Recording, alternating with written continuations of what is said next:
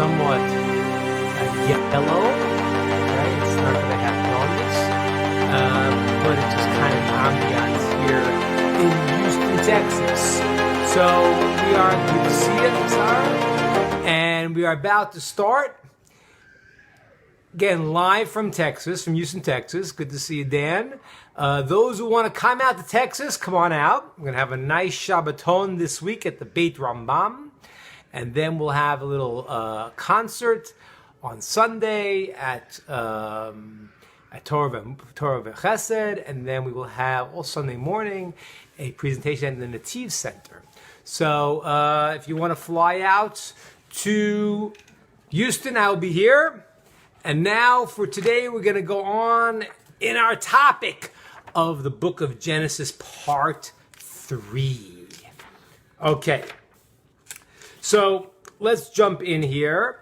Last time, what we went through the story of Adam and Eve. We went through the story of Cain and Abel. And now, I want to sort of go through the process now, the end of the chapter of Bereshit, of Genesis, leading into the story of Noah. Okay, so let's start. Now, here's what you have to understand. We need a little background to understand this over here. Because Adam and Eve, as we said, were prophets. They were speaking to God.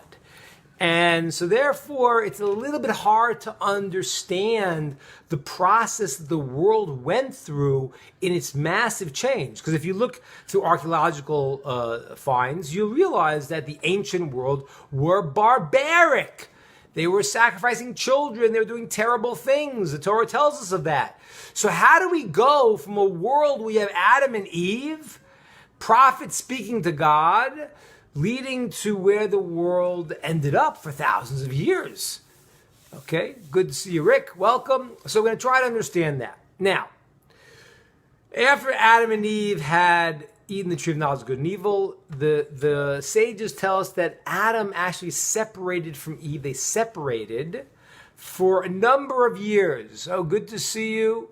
I saw a new face there. Julie. Oh, no, good to see you, Julie. Welcome. Go, Jesse Ackler. Wonderful. Good to see you. So Adam and Eve had separated after the sin of the tree of knowledge of good and evil. The sages said they separated for many years. And in a process of what was called tshuva, that Adam and Eve wanted to fix themselves up before coming back together to rebuild the world. Remember, what happened was that Abel was dead. Good to see you, Faye. Good to see you, Michael. And now Cain was there, but Cain was problematic. Not just because he killed Cain, but the sages tell us some very deep mystical things. I don't want to go fully into there, but somehow in the sin of the tree of knowledge of good and evil, there was already a damage that was to Cain. Cain really had a tremendously difficult challenge in his world. Okay, so he was flawed, and after killing Abel, he was certainly flawed. He was punished that way. He went, the ground shook, and he was not able to settle in one place. He had various issues that God had punished Cain, even though God gave a reprieve on his sentence that he would have a number of years that he wouldn't be killed for 7 generations until he would be killed. Okay, fine. But now Adam and Eve had separated. Now they got back together. And they had a child. And this child's name was Shais. Shais in Hebrew, or in English they call him Seth. What's the word Shais? Shais is where the shatet means, Evan Shtiyah means a foundation stone. From this person, Shais, was the Olam was Shotet. The whole world it was the foundation of the world. He was going to rebuild the world. And it says in the Kabbalah, it says he was born in the image of Adam and Eve, meaning that he was back to the holiness of Adam and Eve before the sin in a certain level, not like Cain and even Hevel. But that was the birth of Shais. Okay, so now you have Adam. Then you have now his son Shais. Now, here's the part that gets crazy. Shais has another son named Enosh. Now, it says in the text that, now, I'm going to read it to you in the Hebrew. How the English translates it, I don't know, but if you have an English there, you could look. and see, because there's many, many deeper levels of what this means, and you got to really know it in the Hebrew text, right? Okay. Oh, good to see you, Joel Marks. Welcome. See Shifra. Okay, so the text says that in the generation of Enosh, Azuchal l'kro b'shem Hashem. That's when they started to call in the name of God. But the word Huchal is a very strange word. The word Huchal is the word Chol, mundane. Mundane. What does this mean? In the generation of Enosh, the third generation of creation, they started already in the process of idolatry. They started now calling things that were mundane God. Okay? So this is mind-boggling. The third generation of humanity already, they've gone off the deep end. Adam's a prophet, and now the third generation, people are starting to call mundane objects God. Now, how did this happen? So Maimonides explains the process. The process is like this, and you can see this in the world today. The process Maimonides explains was as follows. People would go and they look at the sun. Ooh, Shira the Chama, welcome. People would look at the sun and say, okay, the sun is giving me light. Now, that means that if the sun is a servant of God giving me light, then I need to thank the sun. Okay? Have awareness of your surroundings, Thank the sun. Thank the moon. Thank you. If the king had sent his servants to go and to deliver something to me, wouldn't I thank the servant too? That was the original process of this generation, the third generation of the world, called Enosh. They started thanking the different physical things in the world as understanding these were messengers of God, and they wanted to relate to the different things in the world. Not such a bad idea. The problem was they were what's called kotis metios. They cut the thing away from its root. Then they said, listen, you know why? Well, the sun itself has its own power, and the moon has its own power. And they started thanking the things in the world and divorced them from their source. That was the beginning of idolatry. In the third generation of humanity already began a process of idolatry. Okay, divorcing the things in the world that you got that gave you good from the source of what gave you good, which was God. Okay, now, this you'd probably never heard before, but it's a fascinating thing that there was a tsunami. Let's call it tsunami. It says in the Midrash that the Atlantic Ocean overflowed and it killed a third of the inhabitants of the world. Okay, so we know about the flood, but this is already the world's going awry, and there is a natural disaster that affects the entire world. A third of the world was destroyed in this overflowing of the Atlantic Ocean. Okay, very nice. Not very nice, but that's what it was.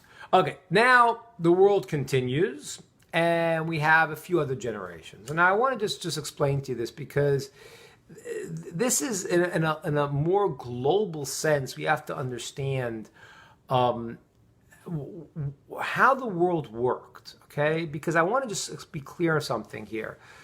The first 2,000 years of history, God had not given the Torah, not given the Bible, and he had not per se selected the Jewish people to lead his mission. That had not happened yet. The first 2,000 years of the world was open for whoever wanted to find God. So much so that the great Kabbalist, the Ramchal, explains that in the early years of the world, when the world was young, everything was like a root generation. Ooh, Amanda Zimmerman, good to see you. So everything was a root generation. Everyone had the ability to go and to take on this mission. But the world got worse and worse. There's going to be this first generation where they start worshiping idolatry. Then we're going to have another generation we're going to see in a few moments, the generation of the flood.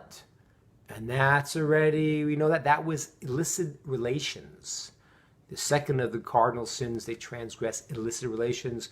Very, very terrible how they were doing it. We'll discuss that in a few moments. And then the third generation, good to see you, David. Welcome. Welcome, David and Rhonda. So the third generation then is a generation we're going to see later on, the generation of the Tower of Babel. Okay, we'll explain what their sin was. But these 3 generations were comparable to a king walking into his cellar, his wine cellar. He opens the first barrel of wine. He says, this wine is off. Second barrel, oh, this wine's off. Third barrel's off. He says the whole thing is no good. And that really was when people say the concept of chosen people, which some people find it offensive. I want to explain something here. It's really not, because what happened was that the reason why God chose Abraham was because Abraham chose God. Okay? There was no one else that during this time, the world is terrible. They're off. They're just awful. And nobody is coming to God, even though he's available, he's accessible, he's there. It's easy to see. We're in an early stage of the world. You can find God. And nobody does that for Abraham. At which point God says to Abraham, okay, you're going to take the special mission, and then various things we'll talk about, but then the world could either, graft from the Abraham's tree, or as we'll see in a moment, we come back to Noah, who is going to be a righteous man, and then a person can take the path of Noah to be a righteous human being, a righteous Noahide, as we will discuss momentarily. Okay, good. So this is the 3rd generation. The generation of Enosh already starts idolatry. And then we go generation to generation, and it's just getting worse. Now we have this person named Chanoch. I don't know in English, I guess it's called Enoch. But here I just want to just point out to you one thing the text says. The text says he died younger than the people in his generation. Okay? And it says in the text that God took him, and he was no longer there. And the sages tell us a fascinating thing you have to know. The sages say that this person, Chanoch, was a righteous person. However, he was a little bit shaky. And he could have messed up and gone into a bad way. And therefore, it's one of the reasons God took him early. He died before people of his generation, because God wanted him to die being righteous, instead of dying after he had gone and became a not a righteous person. And that's very important to understand, because sometimes it's a process by which things you don't know how, God's grander plan. But the person here seemed to die and it was terrible, but it was actually for his good that he left this world as a righteous person to earn his eternal state. Okay, now, we're going further and further on, and the generations are getting worse and worse. We're going from Adam, an idolatrous generation, moving down until the generation of Noah. Noah is the 10th generation from Adam. Now, there's a little part I kind of want to discuss here, because I know people have heard about it, those who heard it said in different people explaining the Bible, and there's some truth to it. So I do want to say, it's just to maybe clarify. I don't know what people have heard, but there's a verse in the text that says that in chapter 6, verse 2, it says when the people started to promulgate in the world, more and more people. So what happened was the Bnei Elohim, these people saw the women, and they started grabbing women and taking them. Even the Talmud says when they were going in to get married, they would just grab them and steal them and take them. Now, who are these Bnei Elohim? What does that mean? Well, the simple meaning is these are strong-armed people. Okay, people of power. The word Elohim, when it's used in a non-holy way, that means a judge or a man of power. Okay, so these were powerful people who went and they were powerful, they were strong, they were mighty, and they would go and they really messed up the world even further. They spun the world out in this terrible way. They would go, it says a woman would be going under the canopy to get married, and they would grab her and take her because they were strong-armed and they were powerful. There is a very crazy teaching that says, that's not crazy, it's crazy because it's crazy people acted this way. But actually, people now, during this time, started to try to go back to what Adam and Eve had when they weren't wearing clothes, which we explained in the earlier session was because they were spiritual beings. Now they were physical beings, but actually it says that people started walking without any clothes. So there was a whole, the descendants of Cain started actually walking without any clothes, and the world got just terribly fallen into illicit relations. Okay? Now there's one midrash that says another concept, and I want to share it because people have heard it, and it's obviously true. But you have to understand, when the midrash says things, it's on a deeper spiritual level. But the midrash says, who's the Bnei Elohim? Who are these people? The word Elohim also, in a mundane sense, can mean an angel. Now, what that means is that there's a midrash that says that when God wanted to create the world, there were spiritual beings that, when God asked them, said, no, don't create man. You know, they mess it up. So what happened was, oh, welcome, Yehuda, good to see you. And I'm not sure who Emmanuel is, but welcome. So what happened was there were these angels, spiritual forces that basically said, don't create man. And now when man was acting this terrible way, what happened was these angels said, if you give us a chance to go down into the physical world, become more like physical human beings, we could be successful and go and master our desires, because spiritual beings do not have a physical body, therefore they're not affected by physical desires, and they have what's called Yetzer Hara, no urges for things that could be negative. And so these angels said to Hashem, let us go down and we will prove that we are better than man. And there is a midrash that says that these Bnei Elohim are referring to these two angels, Uz and Azael, who went down, were allowed to create physical beings, and they were worse than even the human beings were, and they spilled the world into a worse situation. Okay, so now what happens is we have the first cardinal sin has been broken in the third generation, idolatry. Now we're coming towards the time of Noah, and already the illicit relations problem is out of control. Now, Noah is born in the 10th generation. His father names him Noach because he says that he will give us rest from the land that God cursed. There's a lot of reasons how he knew that. He was a prophet. There was also a tradition that said that Adam had asked God, how long will the land be cursed for? And God said, until a generation where a person is born circumcised. That happens once in a while, even today. But what happened, Netanya, good to see you. That happens even today sometimes. But Noah was born circumcised. So they already knew that Noah was going to be an exceptional person. Other explanations, he was born, maybe certain other aspects how he was born. But Noah was actually the first person to invent the plow.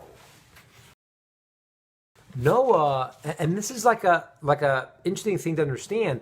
Noah wanted to help his people. I noticed that there's a movie out there. I know Tanya is the expert in movie knowledge. I didn't see the movie Noah, and I recommend you don't see it. Because when they make up these stories, they just make stuff up. When I heard he was like angry, Noah was a righteous, great human being who cared about the generation. And he built farm tools to make it easier for his generation to go and to work the land, because remember, the land had been cursed. Since the land was cursed, Noah created the plowshare, and he created other vessels that people could plow the land, and the world started changing. And his father named him that he will comfort us from the land that God had cursed. Okay, that's Noah. But the problem was that the world is crazy now. what's going on is, as I said before, the main thing that they are so obsessed with is illicit relations. And now God tells Noah to build an ark, okay, because there's going to be a flood. Now, you see a guy building an ark, you're like, well, what are you doing? And Noah's building there, everyone can see him building for a while, and he says, well, there's going to be a flood, destroy the world, let you change. So this was in order to get the people to actually change. That was the goal. The goal was that Noah should be able to give them mussar, give them rebuke, to that they should change. Why was it a flood? So it was from the bottom of the earth is going to be the hot springs coming out, the rain from above, and that represents their sin. Their sin was illicit relations. It was like water, pleasure, heat. And so they were punished with the same thing that they were seeped in, okay? Seeped in illicit relations, and the negative consequence of it is going to be a flood if they don't change. Now, so what do you think the people said to Noah when he's building the ark? Okay, maybe they said first he was crazy. I don't know what they said, but they said to him like this: you know what, Noah? If you're right and God brings a flood, we're gonna kill you and break your ark. So it doesn't matter. You could build what you want to build. It's not gonna do you any good. But Noah was not worried because that's what God told him to do. So he builds the ark. Now, the people have another sin that is, it says, and the sages tell us this, it's in the text, it's Malah Haaretz Chamas. The land was filled with Chamas. Chamas means theft. And although their main problem was illicit relations, the deal was not sealed until they were filled with theft. And you can understand that. Because when the society can't function, if people are not controlling their desires, that's bad. But if you can't already have a society that could function because everyone's stealing from each other, there's no hope. There's no hope. So at that point, that was the sealing of the deal when God said the flood would happen. Okay, now Noah has 3 children, Shem, Cham, and Yefes. Okay, who are these 3 kids? Shem, okay, which is where the term a Semite comes from.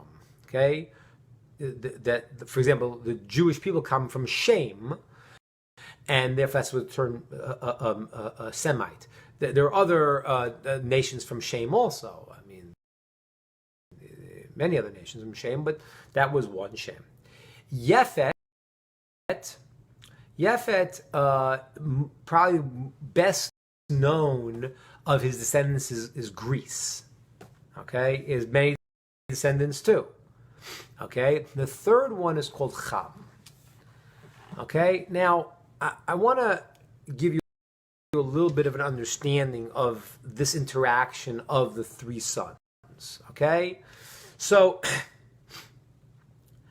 the 3 sons really, in one level, they represent a whole entity. All right, so.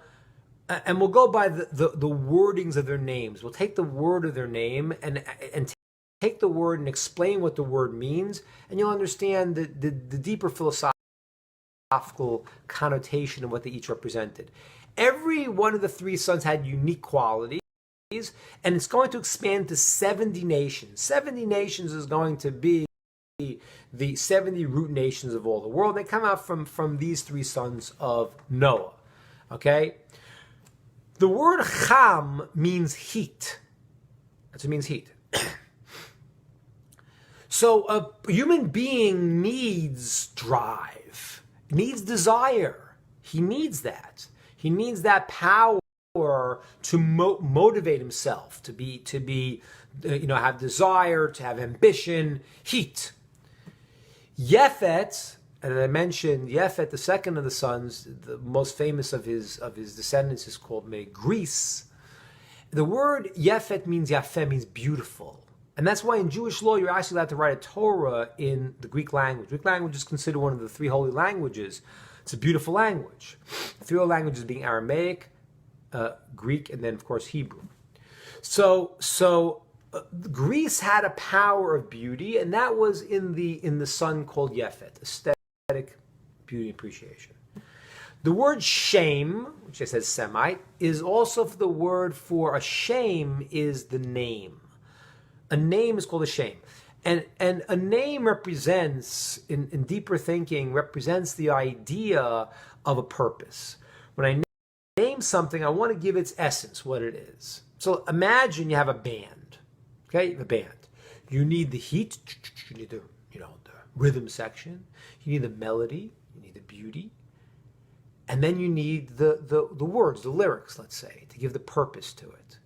These three sons had unique qualities, and they were supposed to interact together and rebuild this world. Okay? The world is going to be destroyed right now, and only Noah, his wife, and three children with their wives are going to survive, and they have to rebuild this new world. Okay? And that's why today everyone is called, a B'nai Noach. The Jewish people are from B'nai Avram Yitzchak Yaakov, the B'nai Yisrael, the children of Israel was Jacob, but the children of Noah is the father of the new world, because everything from Adam was wiped out. All right. So now Noah, God tells Noah the impossible feat of gathering together the animals. How do you gather together the animals? How do you do that? It's not possible. Okay? Besides the fact it's not really possible that without a miracle they could even fit into the ark. It's another discussion. But how do you get the animals per se? So what happened was God put the wisdom in the animals to come to Noah. And just like an animal has certain instincts, they know how to do certain things, there was an instinct that was placed in various animals to come to Noah. But there was an amazing thing. The ark that he built would only accept those animals that had remained pure. What does it mean? If they had relations with different species of the like, they were already out. So Noah took now partners, took a male and a female of every animal, plus he took 7 of the pure ones, because he's going to bring offerings at the end of the when he comes out of the ark. He has the seven pairs of the pure animals that's going to be brought for offerings. Okay, very good. So now, and this point I'm going to tell you now is a little crazy. It says that Noah, when first it started raining lightly, okay? And this, the sages tell us, was called Gishmei Bracha. This was rain that could have been a blessing. And that's the way it always works. The last thing God wants to do is to punish people. And even when he punishes them, it's for our own good. So the last thing he wants to do is he's bringing down the rain, and he's hoping the people are going to change. And this will turn into a blessing. But it doesn't. People don't change, and they're steadfast in their way, and then it starts to turn into a flood. And it says Noah had to go into the ark because of the flood. And our sages tell us it's wow that there was a place in Noah where he couldn't believe this was really going to happen, which is wild, because you're sitting there, you're building this ark, and you're talking, you're a prophet, you're communicating with God, but the bottom line, he really didn't believe it was going to happen. And when he had no choice, he had to get in because the rain became overwhelming. So Noah goes into the ark. Now, when does he go into the ark? He goes in the middle of the day. Because remember, I said to you before, the people had said to him, we're going to kill you if we see you going into the ark. And what happened was the wild animals surrounded the ark. And when the people tried to come in to hurt Noah, Noah from going in, the animals took care of the people. So Noah is able to enter the ark. He able into the ark, and the flood starts. And it comes down 40 days, 40 nights. That's where it comes down. Now, there's a double way that this flood happens. It happens from the rain from above, and it says that the waters from the deep, from the depth, started coming up also. Some of them remained, some springs remained, hot springs that benefited the world, but the waters were coming up. Okay, so there's the hot waters coming from below, there's the rain coming from the sky, and the ark is being raised up very, very high, up for 150 days, and then it's above the highest mountain. Okay, and this is a destruction of the world. The whole world is wiped out. Okay, even it says 3 handbreadths of the earth was just wiped out. Okay, so this is like a complete cleansing of the land and a starting anew. Okay, now Noah wants to know as the ark settles on Mount Ararat. At a certain point, he wants to know is the land clear. So he wants to send out the raven, but the raven won't go. The raven won't go. Now, why won't the raven go to his messengership? It's very strange. He wants to send out the raven and to see if the flood, if the land is clear, if he can go out. The raven won't go. It's very strange. So the raven, it says there was a law that God told Noah. He said there is to be no intimacy between couples during this time of the flood. Okay, in the ark, which was like this protective shield, sort of the temple of sort, there was to be no relations, intimate relations, sexual relations. Why not? So there's a law that when the world is in suffering, a person has to go and relate to the suffering of the world. Good to see you, Lauren. A person has to relate to the suffering of the world, and therefore it'd be inappropriate and insensitive for a person to break that. Okay? The sages tell us there were 3 creations that broke that rule. One was one of Noah's sons, named Ham, Heat. He broke that rule. Okay? He had relations in the ark. The second one was hard to hear. We all love the doggy, but it was the dog, because the dog's a dog. And the dog didn't control itself, and it had relations. The third one was the raven. The raven. And the raven, it says, the sages tell us, the raven is cruel to its children. When the babies are born, it doesn't recognize them. It's a different color. They're born lighter. They don't recognize them. They don't want to feed them. And Hashem brings them food. There's a whole very fascinating Talmudic teaching about the raven. The raven is like is not a nice type of bird. It's considered achzor, cruel. And so Noah wants to send them out, but doesn't want to go. The sages tell us that he didn't trust Noah with his soulmate, his other bird. What does that mean? Was he afraid he was going to marry the bird? Maybe meant he was afraid he would kill her or something. But there's a very deep principle here. The principle is that kola posa muma poso. Whenever you have a problem, you see it in other people. And it's a fascinating idea that when you see a person acting a certain way, very often what it is that they see the world through with their own damages, what their own bent is. So a person is a selfish person. Sees other people, oh, you're so selfish. The raven is cruel, and he didn't care. He had relations in the ark, and now Noah wants him to go out and to see if the world is clear, but he won't go. Okay. Now, so he sends out the dove. The dove goes out, comes back, no place for it to go. Then the dove goes and it brings back a branch, the famous olive branch. Where did it get this olive branch from? So different explanations. According to the Medrash, the flood somehow mystically and miraculously skips the land of Israel or the Garden of Eden, different explanations.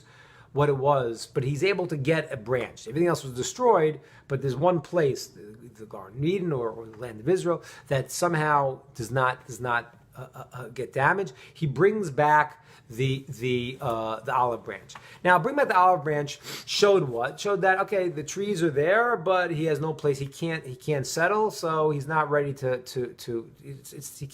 can't go out yet because he's get to the top of a tree, but he has no place to go and to rest. But there's another lesson that says the Yonah, the dove, was telling Noah. A very strange lesson. He was telling him that the olive branch is bitter. And he says, I would rather get my food myself, even if it's bitter, than be fed by someone else. Because Noah was feeding them for a year. You have to understand, the punishment of this generation was an entire year, entire solar year. Okay, it starts on the 17th of Cheshvan, the flood, and it goes to the 27th of Cheshvan in the Hebrew calendar, which is the lunar calendar, an extra 10 days, 10, 11 days, depending if you count the day itself, to a full solar year. So Noah is feeding them in the ark for this long. But the point is that a human being needs to feel that they've earned something.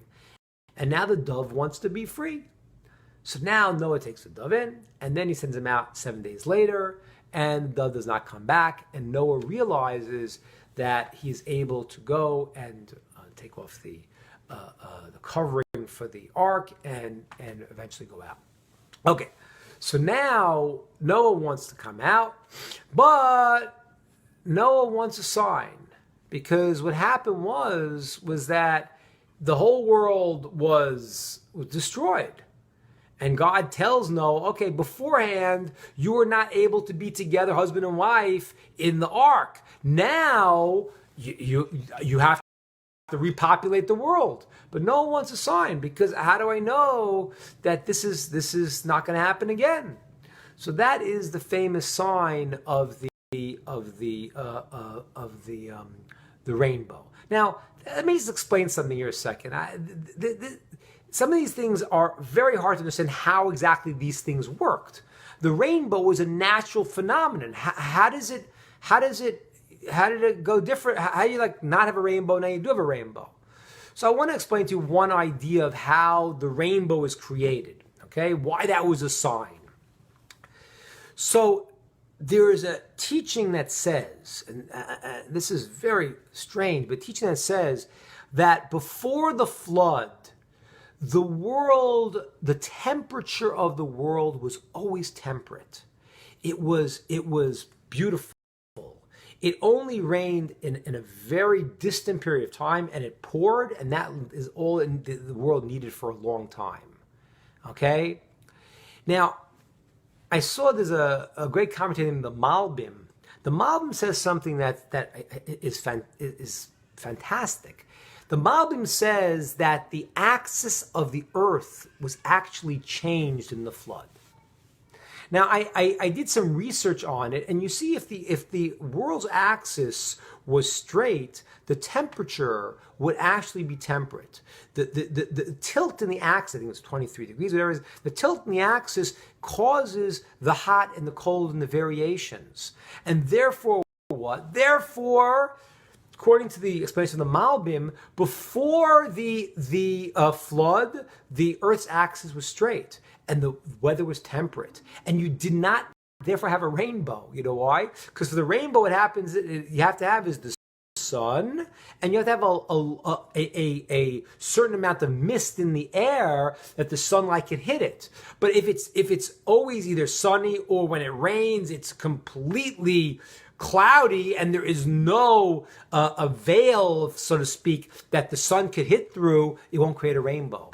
So according to the Malbim, what happened was that the world's nature changes after the flood. According to the Malbim, the world before was in a state that the world was temperate. There was not so much heat and cold. It was a perfect balance. The weather was fantastic. The rain was only in a very infrequent period of time, and it rained enough one time for lasts a long time, and now the world changes. And if you look at the text, it says the same thing. It says Kayitz v'chorv. It says now there's hot and cold, summer, winter. So apparently, according to the Malbim, there's already a change in the nature of the world. And this is very fascinating because what happens is that one of the reasons the generation of the flood did what they did is because they had all the pleasures they could possibly want in the world. And I don't know, this might sound like America for us right now. Good to see you, Cynthia, and good to see Aaron. Good, welcome, good to see you. So it's kind of like America, to tell you the truth. When a person gets in a society that you have all the pleasures in the world, sometimes you get disconnected. And what happened was, the generation of the flood had everything. They had tremendous, excuse me, they had tremendous pleasure and wealth, and the weather was awesome, and it kind of led them down a bad path.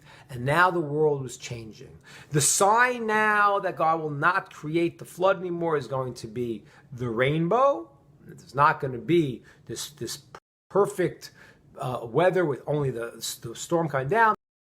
There'll be rain sometimes with the sun coming through it, and that's going to be the sign of the rainbow. Okay, Noah goes out, and now he is going to repopulate the world. Now, he had brought in the ark with him certain things to plant, okay, certain vines. And one thing he had is he brought with him a vine to plant grapes. And he started planting the grapes. Now that was not the right thing to start with, but he did. And sages tell us it grew very, very quickly, for various reasons. And then he started to drink the wine. He created wine, started drinking. And Noah got drunk. Okay? And now something really crazy happens. He gets drunk, he's unclothed, and he is sprawled out. One of his sons sees him, the son Cham. Cham sees him, and there's a question what he did to him. Okay, there's very serious discussions that he did something very inappropriate to his father Noah. Okay, the sages tell us that Cham's son Canaan first saw him, told Cham, and Cham started laughing, and he did inappropriate things to him, potentially even sexual inappropriate things to him. Then what happened was the other brothers, Shem and Yefet, they go and they see their father is naked, but they don't look. And what they do is they take the blanket, and they put their back towards it, and they walk backwards, and they cover their father with the blanket. Okay, Noah wakes up and he realizes what the son Cham had done to him. Okay, as I said, he did something very inappropriate to him while he was naked and drunk. So it's a very, very weird thing that happens right now. Noah curses his son Cham. He curses him to be a slave. Now, that's very, very strange. Like, how is that going to help the situation? Well, what is that doing? It's hard to hear that Noah's just getting angry and he's cursing his son. There must be a rationale of what he's doing. And I want to try to explain the deeper meaning of why he makes his son Cham, the son that led to it, Cham's son Canaan, into a slave. And I want to base it on what I said to you before. The three sons of Noah had to function as a unit. Okay? We said Cham means heat. Yefet, which was Greece, means beauty. And Shem means name or purpose. So they had to function together. And what happened was, when Cham, who was full of heat, he misused it. What Noah meant was he had to be now a slave, means he had to subjugate the part of him that was the heat to a greater purpose. And this is true for human beings also. Every human being has different parts of them. We have a part of us that's the heat, part of us that's the aesthetic beauty, and part of us that's our purpose. Okay? The lower part of the body, the heart, and the mind. And they have to function as a unit. As a matter of fact, it says in the Kabbalah, it says that if you take the word for mind, it's called in Hebrew moach. The word for heart is called lev. And the word for the lower part of the body, which is run by the organ called the liver, which is full of blood, is called the kaved. Now, if you take the first letters of each, of moach, mind, heart, lev, and then liver, kaved, it spells the word melech, king. If you function with the purpose, you bring it into your emotion, and then you act out that way in the world, you are a king. Now, what words it spell if you go by your heat and your desire and you don't go to a purpose? It spells a different word. It spells the word kalem. Kalem means a disgrace. And that was the curse that Noah gave to Canaan. To Ham and to Canaan. To Canaan specifically, he couldn't curse Ham because Ham was blessed already. But he gave him the curse that right now you have to subjugate yourself to a higher purpose, and that's what it means, the slavery. And it was also literal. But for us also, that's what we have to do. We have to subjugate the part of ourselves that desire is very important. If a person has no desire, they don't do anything. A person needs to get up and have initiative. But if it's not directed towards a purpose, watch out, because then the world is a disaster. Okay? So now what happens is that Noah's sons have children. And there is more and more of them. And now, what happens now, it's the end of the parsha of Noah. What happens right now is the last of the 3 cardinal sins I was telling you about. Okay? Remember I said, we're talking about from Adam to Noah's 10 generations. From Noah to Abraham is going to be another 10 generations. Okay? So let's look, when Noah comes out of the ark, okay, then his children start having kids. And they start repopulating the world. And what happens is they go to a place where they want a valley that they could all be together.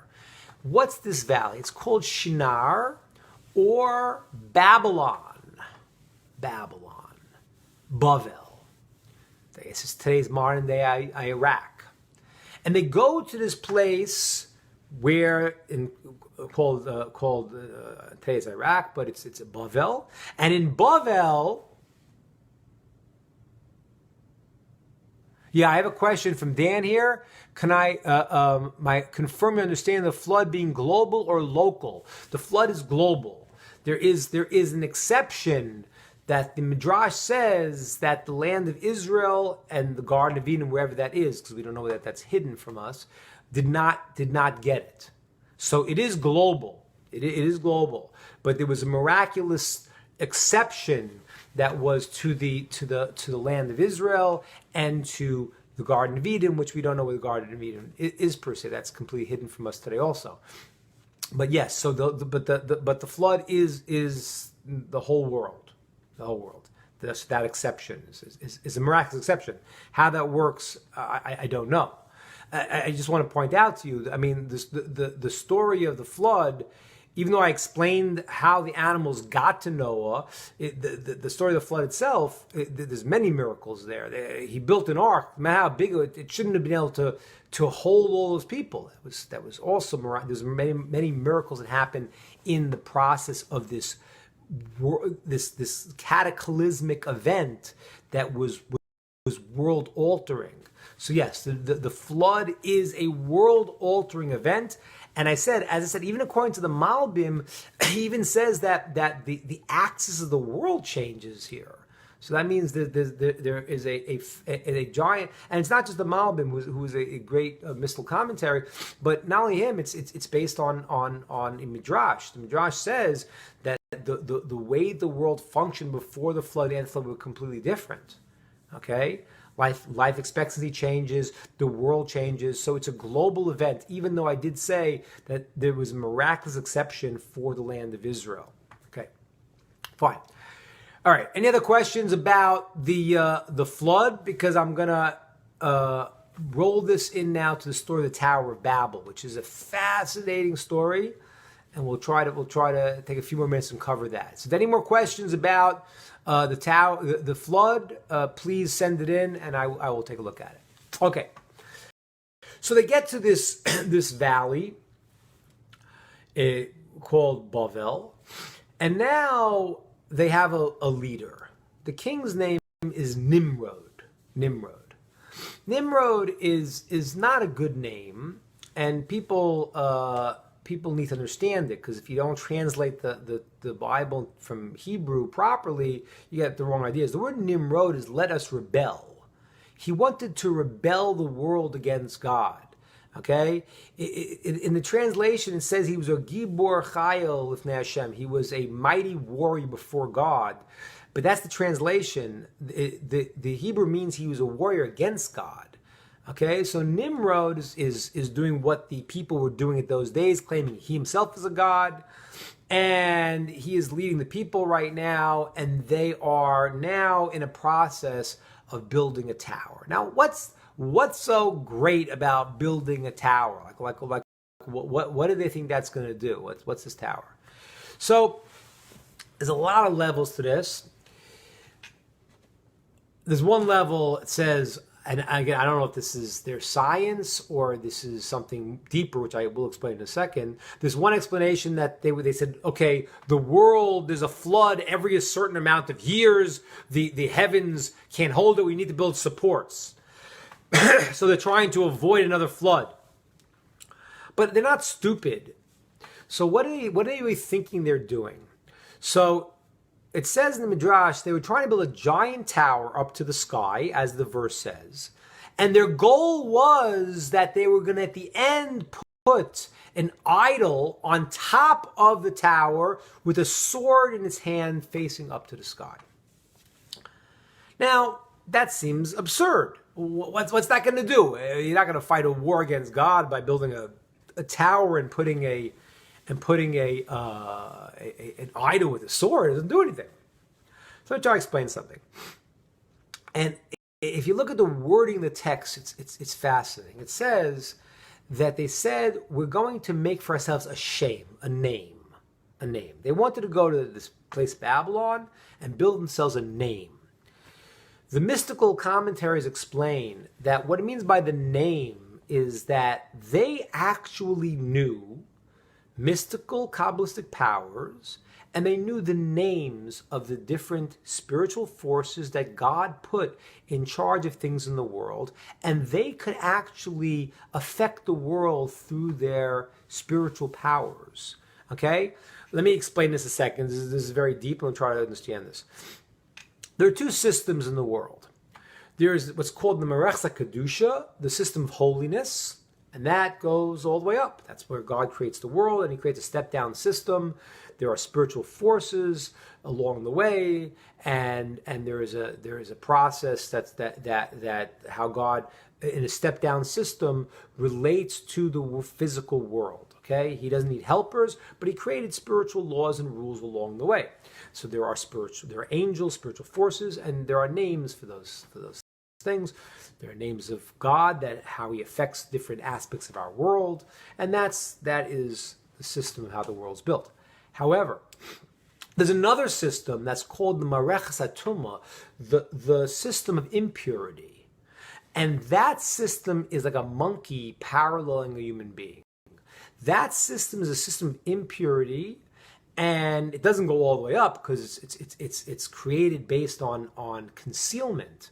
But there's a system in the world that we would call black magic. Okay? Now, how this works is that there were people, I don't know if people could do it today, but there were people that knew how to use the forces of impurity on the negative side to make certain things happen that might break the normal laws of physics. Okay, these are the crazy stories you hear of people doing things. Now, I don't know if anyone knows how to do it today, but there were definitely people that knew how to do it. Maybe there are some today also. On the side of holiness, the sages knew how to do this also. This is not, we have a book. It's very hard to read this book. It happened to be translated in English, but I do not recommend you even try because it is impossible to understand this book called the Sefer Yetzirah. Sefer Yetzirah is the book of creation. This book is attributed to Abraham. Abraham wrote this book. In this book, you could learn how to do spiritual things and change the world. And these things were real. So a Kabbalist could go and actually do certain spiritual things and affect the world. However, the law is that you should not use the king's scepter unless you have a right to do this. Emmanuel is listening. Now it's just card tricks. Yeah, right. And today it's a fake. Today people don't know how to do it. But you should just know, like I was asked to introduce a movie at a film festival called The Golem. I declined because I watched a minute of it and it had nothing to do with the story of The Golem. It was some horror film and tremendously misconceived. What's the story of the Golem? The story of the Golem is a legend that the Maharal Prague, the Maharal lived in Prague in the 1500s. There's a legend that he built a human being that couldn't speak, didn't have a soul, but it protected the Jewish people. This legend is not only said by the Jews, it was said by the non-Jews who lived in Prague. And there's all these stories and this legend around this creation of this pseudo-human being. Now, did it happen or not? I don't know. But could it happen? Yes. Yes. We know stories of the sages who were able to hook into spiritual forces and create certain things in the world. Do people know how to do it today? I don't know. I mean, if it's a Kabbalist knows how to do it, he's not talking because these things are not card tricks, as Emmanuel said. It's not, and therefore holy people are not. You're not even allowed to, even if it's a great sage. It says in the Talmud. It says you don't have a right to use the king's scepter. So it's even if you're using the side of holiness, you got to be very careful because who said you have a right to do that? Now, back to the generation of the flood. According to the Kabbalistic teachings, they knew different names of the spiritual forces, the angels. And here was their game plan. Their game plan was they said to God, you take the spiritual upper worlds, leave us alone. We know how to get our bounty. We know how to go and to use these spiritual forces and get down the blessings we want to get down. And you just leave us alone. That was their idea. That was their concept. God should leave them alone. And they had the power because they knew the spiritual names of things. They could bring about certain changes. Not only that, it says something else fascinating. It says they had another spiritual power that was so great that they were almost successful. It says they had peace amongst them. Okay? They had peace amongst them, and that power of unity is so great, it's a divine aspect. People who get along and act like a unified front, that's a godly thing. So the generation of the Tower of Babel, their goal was to go and to get the bounty themselves, create this tower, put an idol on top, with a sword in its hand, when people would look up and say, wow, how do we get all these great things in the world? They'd look up and they would see this idol fighting God, so to speak, and they would say, oh, it's from us. It's not from God. So the plan of the generation of the Tower of Babel was in order to mislead the entire world, to separate God from the physical world, get what they wanted, and let people believe that's their own power, not God. And what did God do then? It says that he mixed up their languages. On the simple level, it means they started speaking in different ways. They couldn't understand each other. The deeper level, it means that God also mixed up the names of the forces of the world. They didn't have the power anymore to use those names. God had altered it, and they had no more power to do that. Now, I want to show one more thing about this. I have a question from Michael. Michael asks, why do we say in Hallel, as for the heavens are Hashem's, but the earth is given to mankind? So the question Michael's asking is the verse that says that God is the heavens and the earth he gave mankind. And the Talmud learns out from that quote that a person has to make a blessing on their food. Because why? Because everything belongs to Hashem, but he gave people the ability to go and to have the world to use. And you have to have that cognition that God gives it to us, and therefore you have to thank him and recognize that. But the Tower of Babel, what their idea was that God's not giving to us, we're taking it and we want him out of the picture. Okay? That was their goal. All right? Now, that's actually why, just to get to Michael's point, what I said to you earlier about the 3 generations, there are 3 cardinal sins. There are 3 sins that are the breaking of a human being, okay? Murder, illicit relations, and idolatry, okay? And there are other things that come out from them, but those are considered to be the roots, okay? If you think about it a second, you realize that I have another question from Dan or Ali, also about Babel. It says they were all of one language and one speech. Can I ask which word means, missing the next part, which word means which? I'm not sure what the end of your sentence is, Dan. Write me the end of the sentence because I can't read the end. But I'll explain in 1 second the language and the speech. Just give me 1 second. I'll get to it. But let me explain about these 3 cardinal sins in a second. I want to get to Michael's point and I'll answer Dan's question. So if you think about it a second, you realize there are 3 types of relationships you could have, right? Man and his fellow man. Man and God. And what's the third one? Man and himself. Okay? There is a Mishnah, a teaching in Ethics of Our Fathers, it says there are 3 traits that take a person out of the world. Excessive desire, excessive pursuit of honor, and jealousy. And if you think about them, they all line up with each one of these 3 systems. Excessive desire lines up with a person not being able to control themselves. Jealousy lines up with you with that you have breakdown in between your relationship between man and his fellow man.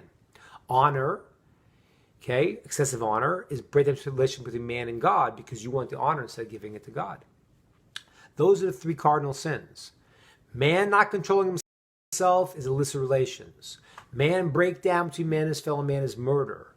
Man breakdown between man and God is idolatry.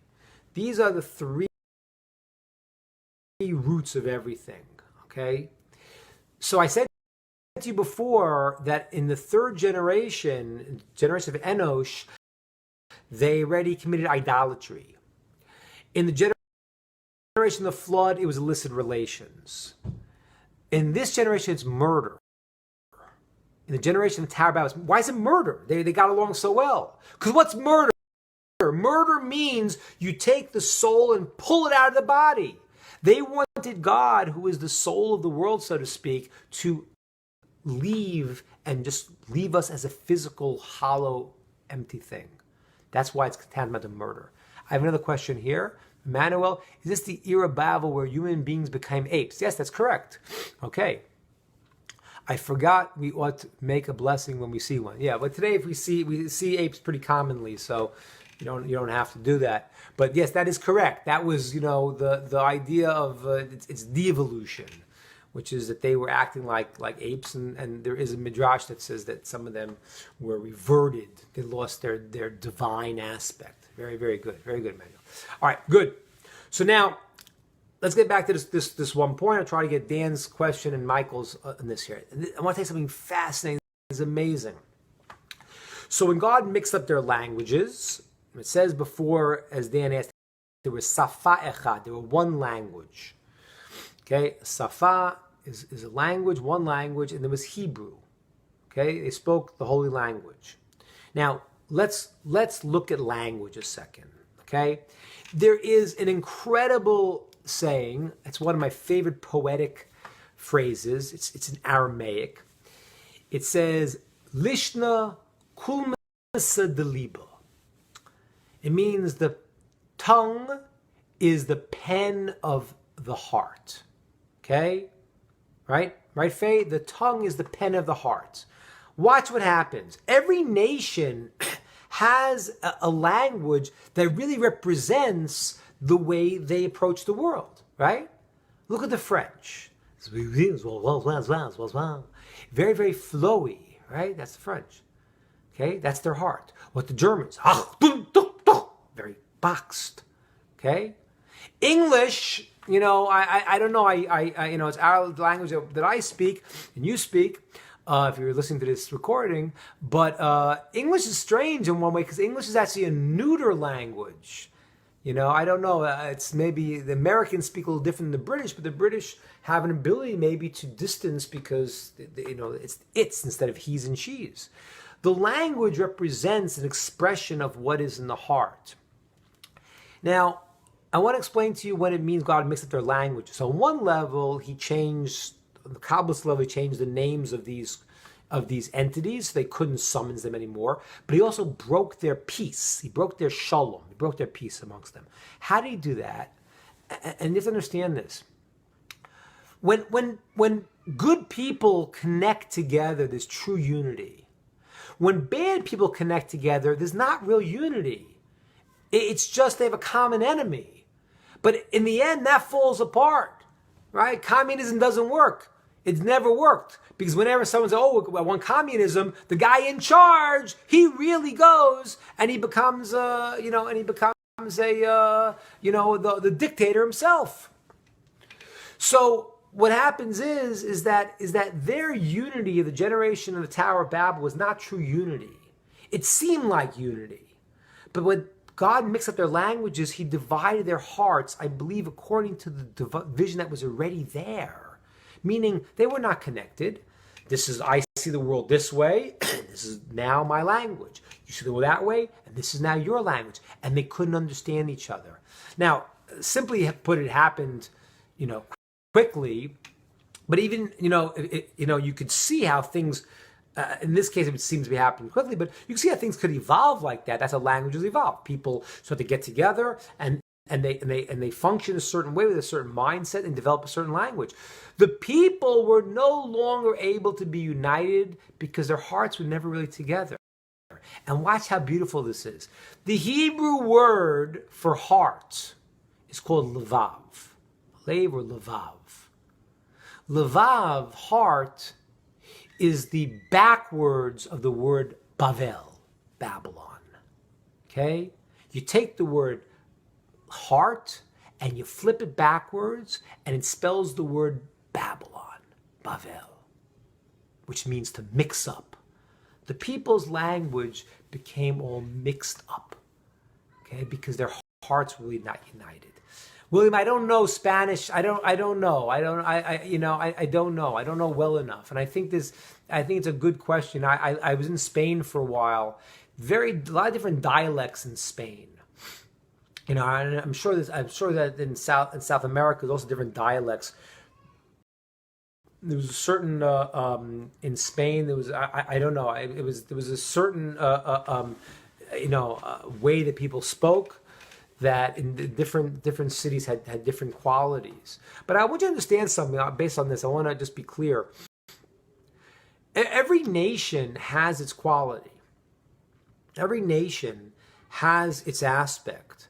And that has to be brought into the system. Okay? The French have their positive qualities. The British, the German, except for Molech, which is another discussion, maybe we'll talk about that another time. But the nations of the world have their unique quality. And today the world is trying to be just like one global mishmash. And it's not necessarily the case. Every nation has a unique quality and unique benefit, and that has to be brought into the system and be used in a positive way. That's why it says Moshe in the beginning in the book of Deuteronomy in Devarim, it says that Moshe translated the Torah into 70 languages. Why? To raise every language, to pull out the sparks of holiness in every language, and every language has a unique view. It's like I'll give you an example. Every language is like a different flavor. Okay? So, if you take Hebrew, we'll call that white light. You run white light through a prism, it gives you the 7 colors of the rainbow, which is not an accident why it's 7 and 70, because it's the same thing. It's one that divides into 7. 70 is just the full expression of 7. So what happens is you take the one and it's white light, but it divides in different flavors. Every flavor has to be brought in. That was the Tower of Babel. Now, I'm going to end with this, guys. Oh, good to see you, Julie. Welcome. I missed you in my classes for a long time. So I'm going to end with this. We'll see this next time. The Tower of Babel is happening at the same time as another situation is happening. In the year 1948 to the creation of the world, there's a human being born named Abraham. Okay? Now, Abraham was called Abraham HaIvri, Abraham the Hebrew. But the word Ivri has another connotation. Ivri means la'avor, to the other side. Go to the other side. Because the whole world was on one side and Abraham was on the other side. The Tower of Babel are gathering the people to fight against God. We're hitting now the year 2000 to the creation of the world. He's born year 1948 to the creation. Different understands if he was 48 years old, 52 years old, exactly when he comes to his different levels of understanding. But at 52 years old, that's really the end of the 2,000 year period. God put a 2,000 year period that anyone could find him. And the world just deteriorated further and further and further. And Abraham is fighting against the whole world. And the Tower of Babel, they are the mortal enemy of Abraham. But they're consoled with one thing. Okay? They say Abraham is a Preda Akara. Preda Akara means he's a sterile mule. Abraham has no children. And therefore, the world is comforted that the revolution that Abraham is starting of monotheism, of kindness, of goodness in the world won't last because they'll die out with him. And we'll see next time the rise of Abraham, of Abraham, in the battle against the people of Tower of Babel. And as I mentioned to you, the king of the Tower of Babel is Nimrod. Nimrod is going to be the arch enemy of Abraham. He's comforted that Abraham can't have kids, but he's going to be wrong. And when he's wrong, that's going to lead to the different levels of how the world's going to evolve. Now I have a question here from Emmanuel Bina. I was under the assumption all people prior to Mount Sinai had the ability to rectify the self and the world. That is correct. So let me explain how that works. The world is like this. There is, for the first 2,000 years, there is no Jewish people. It's a universal system. Everyone is chosen people, how you want to say it. Everyone could choose God. There is no distinction. What happens is that for 2,000 years, the world goes and gets worse and worse and worse, and nobody chooses God except for Abraham. We'll talk about Noah, though. I'll come back to Noah in a second, because Noah's already dead, but there are still a few righteous people in time of Abraham also. I'll have to explain that next time, why Abraham is singled out.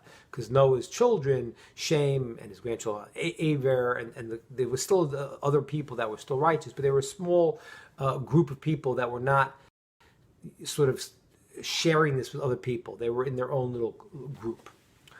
So now, the first 2,000 years, everyone could find God on their own, and be a root, okay? Be the chosen people. Now, nobody does that, because since nobody chose God, only Abraham chose God, so God chose Abraham. Okay. Now we're going to see later on the evolution of Abraham's family, Abraham, Yitzchak, and Yaakov. And that evolves. And then what happens is that at the giving of the Torah, God says to all the nations they can get the Torah also. Okay? Now, the nations don't want the Torah. So what you have is the following. You have the two options that evolve. One is that Abraham has taken on this job of being the one who's the emissary of God fully. And whoever wants from the time of Abraham and then concluding the time of the giving of the Torah could graft onto Abraham's tree.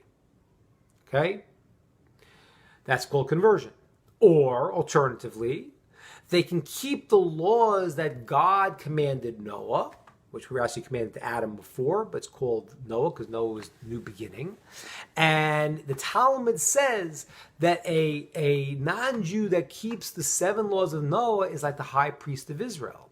Okay? He's doing his function. It's the laws of righteousness, the laws of humanity, where a person, I mean, imagine a world people didn't steal. Now, you think, oh, stealing means robbing a bank. No, it doesn't mean that. It means waking people up, a cutting line. It means a total sensitivity to people's borders and respecting people's space. It's an incredible level of righteousness. So there are now two systems. For the 2,000 years, there is no Abraham and there is no Jewish people. At that point, that begins. Then there's a sort of delayed period till the Torah is given where it's offered to everyone again. When people don't want it, then the only two options is to be a righteous Noahide, which will be a very wonderful thing.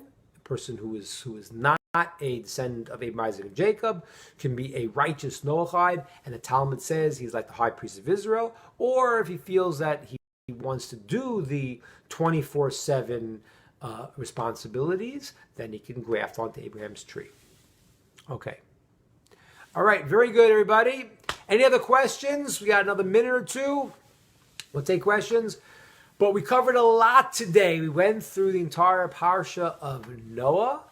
And next week we're going to see the story of Abraham, Avraham, and how that evolves and who he becomes and how he creates really the most significant revolution in the world. That's what it is.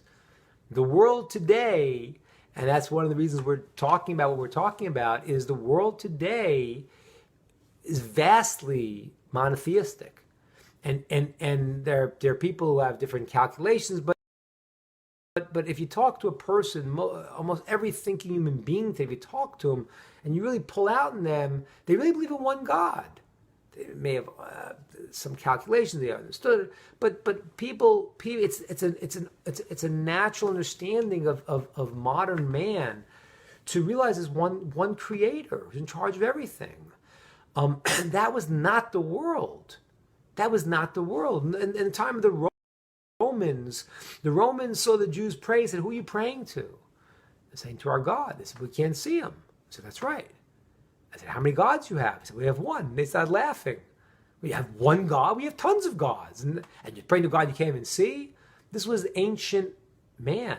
But Abraham's revolution of showing the world monotheism is one God. And he's beneficent. And he's omnipotent. And he gives us because he loves us. And that's our obligation to emulate him and to give.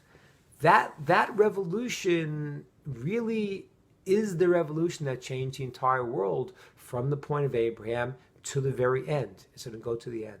So great seeing you all. Welcome, Leslie Goldstein. I don't know you, but I'm sure you're a wonderful person. And tune in next time, and we will continue with the story of Genesis. All the best. Bye.